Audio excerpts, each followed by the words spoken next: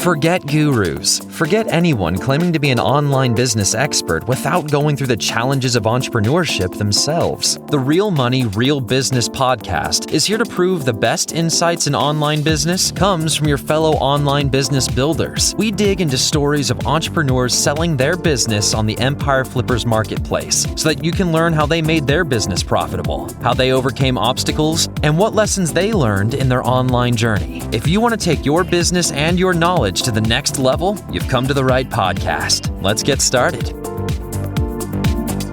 Hey everyone, Max here with another great business to discuss on this episode of the Real Money, Real Business podcast.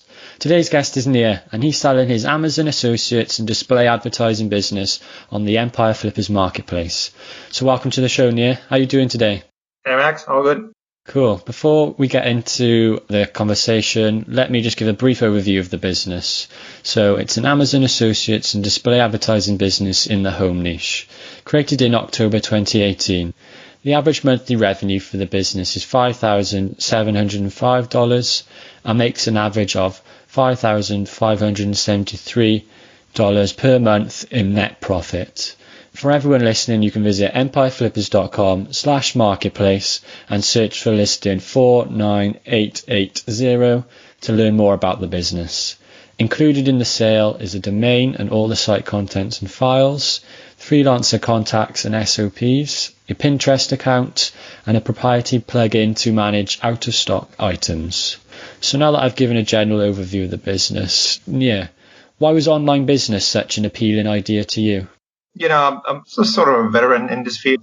Been in online marketing for over 10 years, working with different digital agencies. And in the past 4 years, I started, my path in growing online businesses independently, mostly focusing on organic traffic. That's my expertise.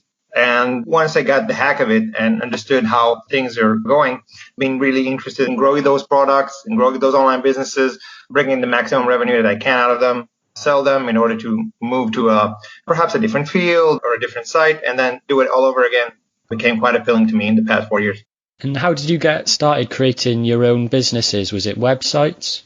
Yeah, so started on websites, pure organic traffic, learning the ropes of SEO and how to create the content, outsource whatever I can to make sure that I get the most out of my invested time. And slowly but surely, those sites started to get traffic. I learned all about the monetization options that are out there, not just necessarily do an affiliate, but perhaps see the advantages of display advertising and how it can diversify my income streams. So that was like my main focus. Coming back to this site, how did you come up with the idea to start this one that you're selling today? So actually it was initially purchased through Empire Flippers not so while ago. What was quite appealing to me was, besides of the niche that I already have an acquaintance with previous assets that I had, that I saw some real opportunities on how to make the substantial amount of traffic that's coming in, you can see that in the listing, and how to make much more money out of it just by simple actions, diversifying the income streams, doing some changes in the content strategy, bringing more authoritative content into the site. And I knew that was applied into the business, it will automatically start to generate more revenues and grow. And that's exactly what happened. Luckily, with COVID around and the seasonality that started to kick in, specifically in this niche, we got a lot to do with seasonality, which helps. Everything blended into the right momentum, and the site revenue, as you can see in the listing, increased dramatically. And how does this site primarily make money? So it's around 60-40 to display advertising comparing to affiliate to Amazon Associates. Been trying to further diversify the affiliate activity, through other retailers like Target, Walmart, Home Depot. But, the Amazon conversion rate actually, keeps the affiliate effort directly through Amazon, and they simply convert the best. So it's an easy choice to make. So it's 40% out of Amazon Associates through affiliate links and like 60% from display advertising. Why did you decide to choose this business model? What's so appealing about owning a content site? So this is like, my safe zone, the place that I feel much comfortable with, my expertise within sites that have mostly relying on organic traffic. That's where I bring my skills into play much more easier. And I think that owning such a business, as opposed to perhaps other businesses that relies heavily on maintaining and trying, different angles of advertising. Here, the story is much more simple. You have a very simple playbook to work with in terms of content and in terms of monetization. The frequency of you doing actions that amplify the effect just going to bring the results much more quicker. And that's what it was appealing to me in a nutshell, which eventually works. And I think that also the future buyer keeping this same playbook will bring this site even to higher places. Yeah, and you've mentioned it sort of briefly there. Can you give us a breakdown of kind of all the things that you're currently doing in terms of marketing? Yeah, sure thing. So the main work around the site is the content. So I'm making sure that the major articles of the site are going to have a refresh every now and then with elaborated content, new content, fresh content that is slightly outdated, perhaps show products that are now relevant in the market that are replacing other products that I'm promoting. Another aspect of the weekly job is to make sure that comments on the site are well answered. This activity is actually outsourced. So we have a very good freelancer, which expertise within that field of the site that actually gives the comment their well-deserved elaborated answers. So the users really like the fact that they're getting proper responses to their, problems and the comments that they raise in the site. The site has over 500 comments in the past few months, which is really outstanding when comparing it to other organic assets. So the main focus is around the content, answering comments, and making sure that the out-of-stock items are well maintained. We do that, just like you mentioned at the start, using a proprietary plugin that I hired a developer to develop to the site. It's actually a plugin that goes to WordPress and scans all the relevant links within the site. And if a product isn't out of stock, you get an overlay that says this product is out of stock. Please choose another product. And by doing that, you're actually maximizing the potential revenue out of your affiliate links, which works really well. Yeah, that sounds like a great plugin. You mentioned then the developer. You've also, I think, used freelance writers. Could you give us sort of an overview of the freelancers that you've used, and are you currently still using them? Yeah, good question. So I'm working constantly with the same people. Okay. It actually took quite a while, like a month and a half to outreach to get the right person to do the content job, the developing jobs, and other tasks that are relevant for the site. One of them is the developer, which I hired through Fiverr. Amazing guy from Greece that writes code really well, expertise in WordPress, and kind of like gives, a proper solution to almost any question that I have or a feature that I want to develop within the site.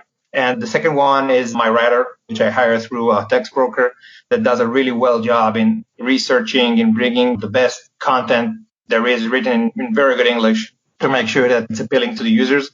And my third permanent outsource is actually another hire through Upwork that I took a while to get to this great freelancer. I actually tried to look for someone that has great expertise within that specific niche that the site is handling, and took a while, and I got there, and I got this great freelancer that answers all the comments. I'm updating the comments regularly through Google Sheet, and the freelancer every day or 2 days enter the Google Sheet, type the response, and everything goes really smoothly with just maintaining the site and keeping the content excellent as it is. Do you post new content regularly, or do you tend to do it in batches? How is the creation process for that?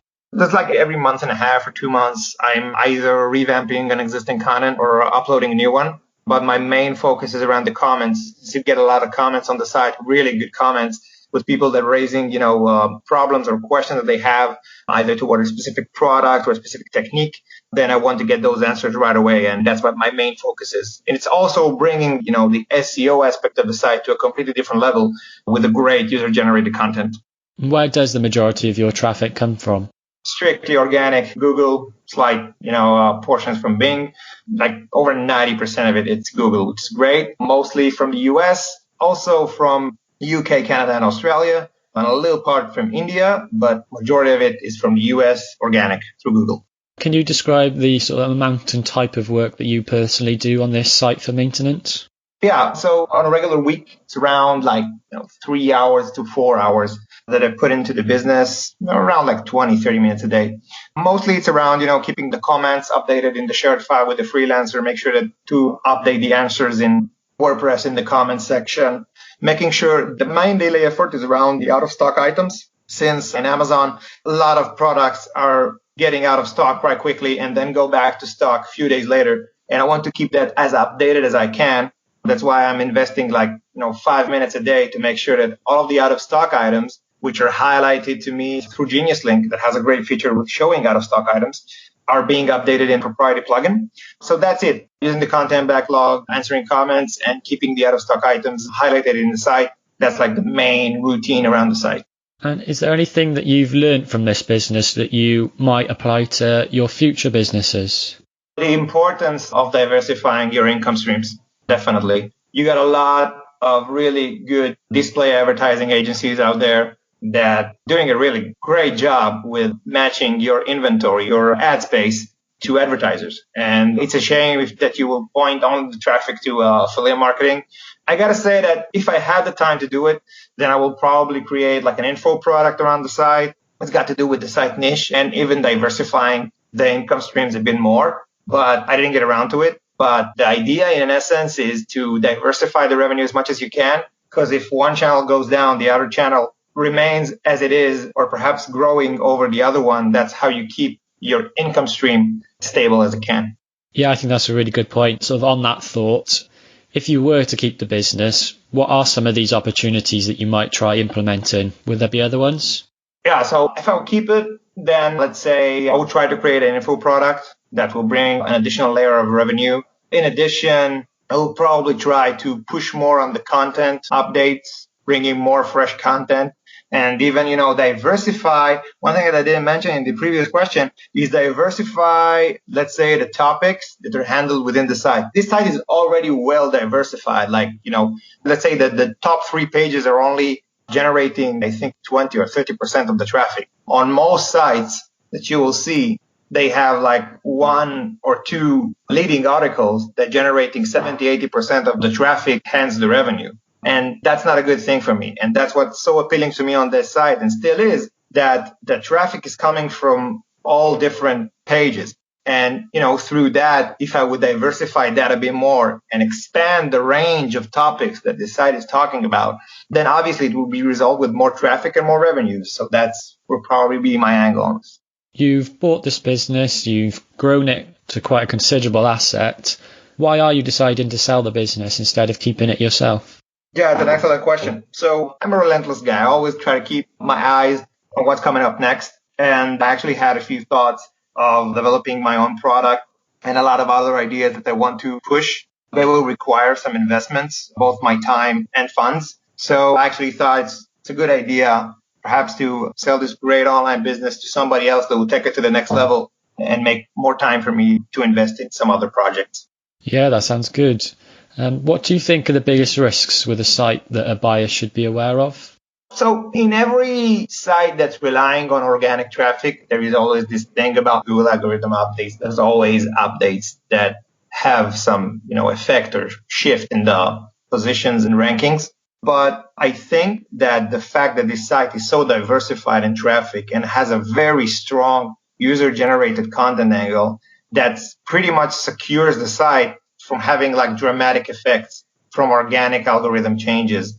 I gotta say, honestly, I haven't invested any time whatsoever with examining the backlink profile of the site. It's not even drawing my attention because I know that the content is superb and the links are coming out naturally from all different types of sites. I couldn't see that as something that's going to harm the site. The fact that it doesn't have like a super strong backlink profile that a lot of the other sites has. There is always a risk of new competitors, other affiliate sites that will perhaps push aggressively with link building techniques and perhaps push more content than this site has. And throughout a period of time, it doesn't happen instantly, but throughout a period of time, they will surpass this site. But I got to say, for someone in this business that pretty aware of the competition, you do that really easily right now using tools like Ahrefs or SEMrush. Then you got to understand what is the level of competition that there is in the market. So if you see that level of competition is rising, you need to act accordingly, perhaps push better content, invest more perhaps in the backlink profile. But there is a way to tackle every threat that there is to the site. But I think that on an organic standpoint, it stands really firm within the market. If a buyer was to come in for this site, would you commit to a non-compete? Yeah, definitely. How much support are you willing to offer buyers? Is that Skype calls, emails? Yeah, Skype calls and mails for the first 30 days of holding the site. I think they should cover like most of the questions that a buyer would had, perhaps for, maintaining the site, the day-to-day routine, how to outsource stuff, how to manage the freelancers. All those questions should occur in the first 30 days of holding the site. So, yeah. And are you open to negotiating something like an earn-out? Earn-out is not something that I necessarily find it relevant for my ambition to sell the site, but I am quite flexible in terms of perhaps getting, let's say, an initial fee and then spreading the rest of the amount perhaps to constant installments for the next 12 months. So I'm pretty flexible around that. But I'm sure that if a potential, like a serious buyer will arrive, then we will find a solution on how to work this out. It won't be a problem. Yeah, I'm sure too. Something we like to do sort of towards the end of this podcast is maybe give advice to people that are just getting started in sort of building online businesses, buying online businesses. Yeah. So what advice would you give to our listeners that you wish you knew when you first started out? Have patience. You got to have patience. My angle is around organic businesses, and you can't make organic businesses to grow dramatically fast. You need to have patience. You need to stay consistent in your way of promoting the site. If it's an affiliate site, make sure you're consistent with the content, with the SEO strategy. Learn as much as you can on an SEO. There is such great tips and content going around free in the internet that you can just pick up and make sure that you apply them. And when revenue starts to flow, make sure that you have a plan on how to diversify the revenue streams later on that funnel. Make sure you have a unique standpoint within the business. Either your content is going to be better, or what are you going to do better than the competition? You always have competition. That's like my main points for starters. And one thing, just, to wrap this up, there is always room for more assets within every niche possible in every geo. So the thought of, I can't be like, a relevant factor within this business. I can't really, be an important site that will blend perfectly within the other competitors. Those thoughts are just, irrelevant. There's always room for everyone. Business is huge and every year keeps on growing, online businesses. So never give up and be patient. Yeah, some top advice. You mentioned about sort of the resources online, and there's lots of software online. Was there any sort of courses, any learning materials or software that really helped you sort of running online businesses?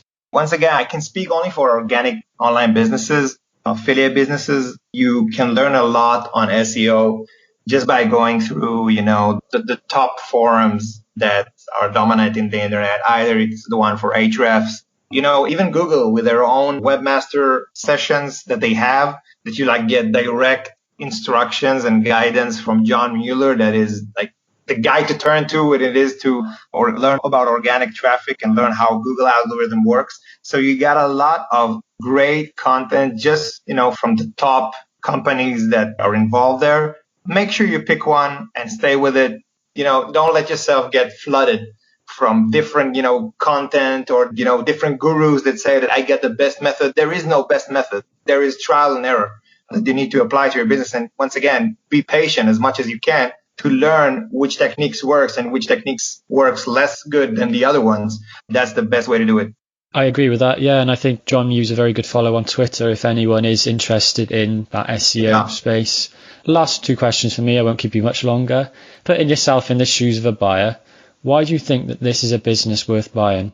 I think this business have key strengths that you will have a pretty hard time finding assets that have those strengths. First one is the user-generated content there is on the site. As I mentioned, there are well over 500 comments, real user comments that sharing real problems. All of those great comments and text are indexed properly in Google and bringing the traffic in, and they keep on coming because they're relying on the site to give them authoritative advice. And for those that are aware of what Google treasures the most as aspects of a strong site that has better ranking, it is the authoritative, and also make sure that there is enough user-generated content to understand the engagement of the users with the site. So this is like a key strength for this site. On top of that, the content is superb. So I invested a lot of my time along with the previous owner of the site to create great content on the site. We're not, uploading mediocre content just to get indexed and ranked. And we're not, trying any methodologies to mess up with the way the algorithm sees the site at a specific point. So everything is clean. The backlink profile, super clean as well. So this is like the ideal candidate for an organic site that you wish to take to the upper level. And you can do that by using the techniques that I mentioned earlier on, by just investing more in content, more in diversifying the revenue streams. This is the ideal site to take, grow, and perhaps, sell it a year and a half later and move on to the next project. But this is like a great investment for something extra to make sure that you get the revenues. And is there anything else you'd like to share that I might have missed? No, I think we pretty much covered everything. So best of luck to the buyers out there. And I'm always available for questions. That's it. Perfect. Thank you very much for joining me today. Sure thing, Max. Okay, everyone. Thanks for listening. To learn more and see if this listing has already been sold, head over to empireflippers.com/marketplace and search your listing 49880. If you're watching this on YouTube, click the link in the description to go straight to the listing. Once you've unlocked this listing, you'll be given everything you need to know about this business, and I'll see you in the next episode.